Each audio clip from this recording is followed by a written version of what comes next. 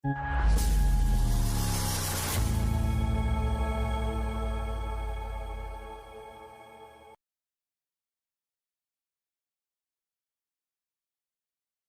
ganti Barcelona lagi-lagi jadi sorotan.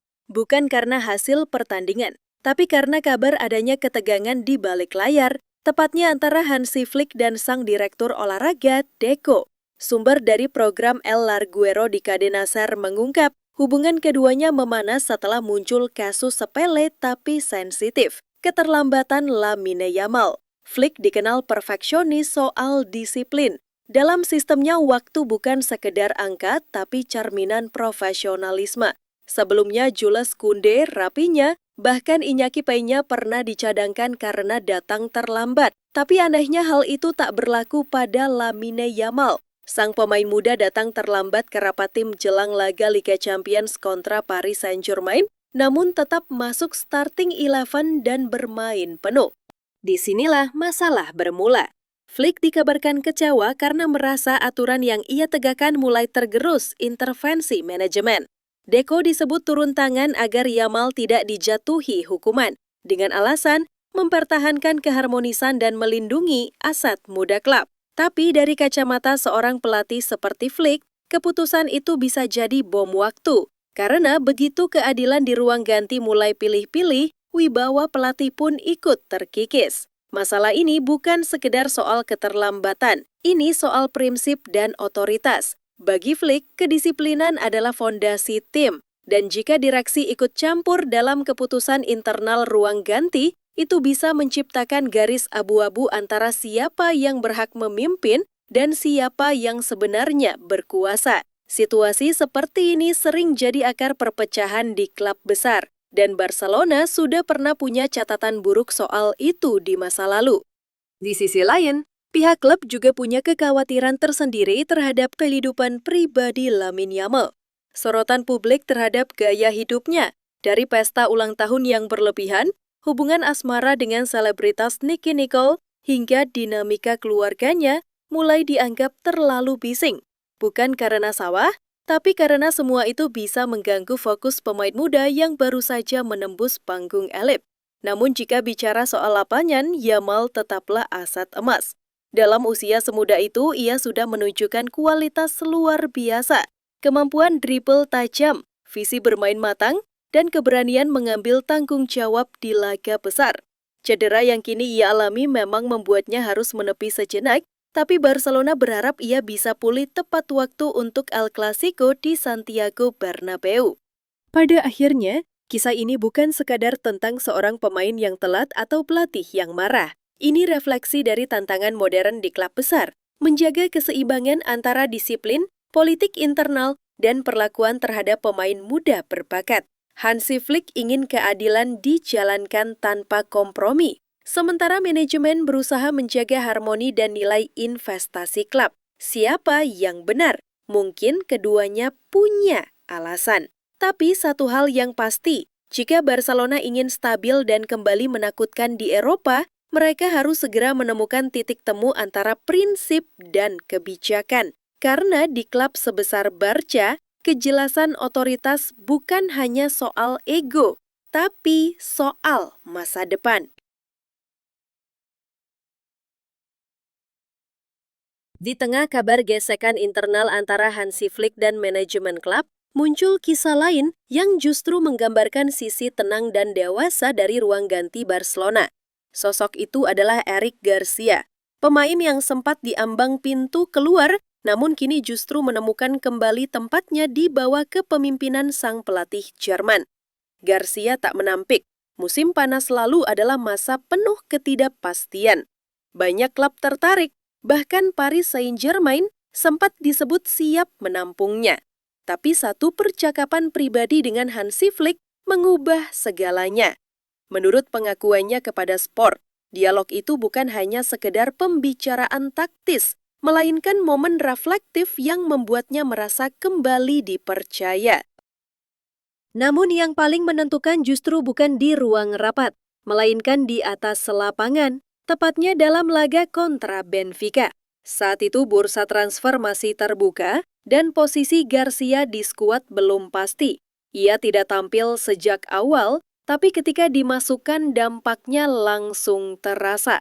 Ia mencetak gol mengubah arah pertandingan dan dalam sekejap persepsi terhadap dirinya berubah total.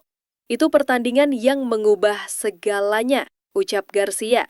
Saya masuk sebagai pemain pengganti mencetak gol dan tim bangkit.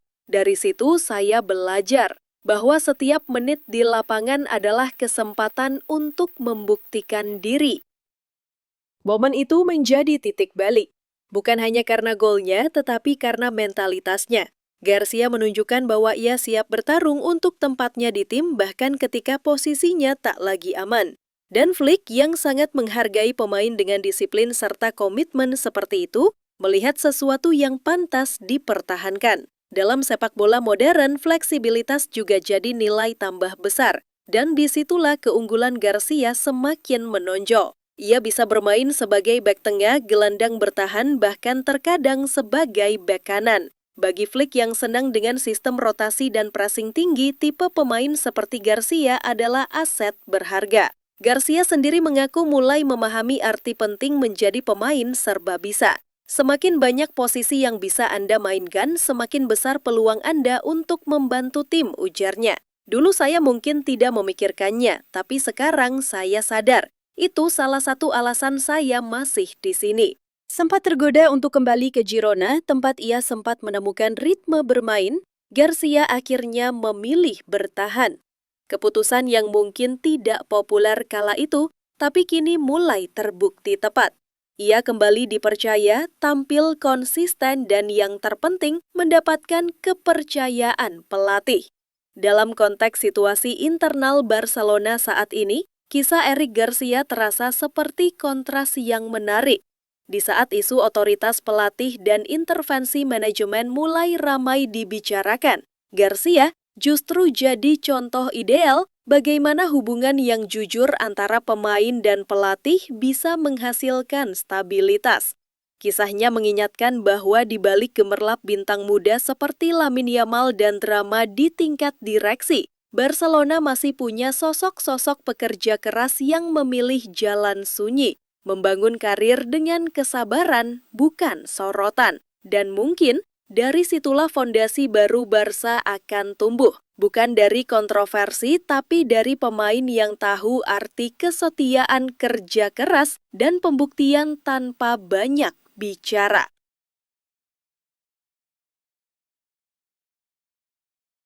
Barcelona tampaknya mulai memasuki fase di mana kreativitas tak lagi hanya dituntut di depan gawang, tapi juga dalam urusan strategi dan penempatan pemain. Salah satu ide paling menarik belakangan ini datang dari Hansi Flick.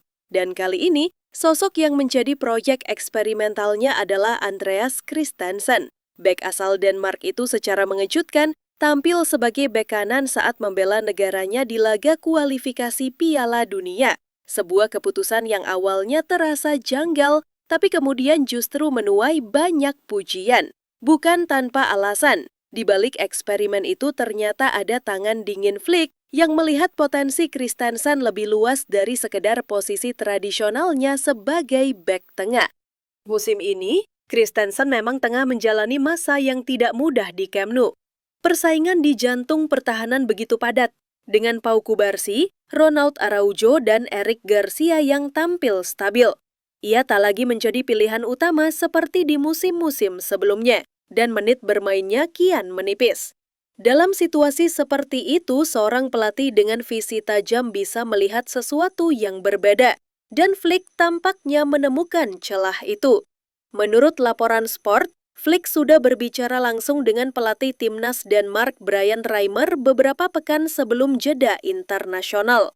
Ia menyarankan agar Christensen dicoba sebagai bek kanan, posisi yang menuntut disiplin bertahan tinggi namun juga kemampuan membaca permainan. Dua hal yang menjadi keunggulan alami Christensen. Selain itu, ide Flick juga menunjukkan fleksibilitas pikirannya. Ia bukan hanya mencari pemain untuk mengisi posisi, tetapi berusaha memaksimalkan sumber daya yang ada. Dalam sepak bola modern, kemampuan untuk memindahkan pemain ke peran baru tanpa kehilangan identitas taktik adalah bentuk kecerdikan seorang pelatih top. Bagi Christensen sendiri, Kesempatan ini bisa menjadi babak baru. Ia bukan lagi sekedar bek tengah cadangan, tapi potensi kunci dalam sistem baru yang tengah dibangun Flick.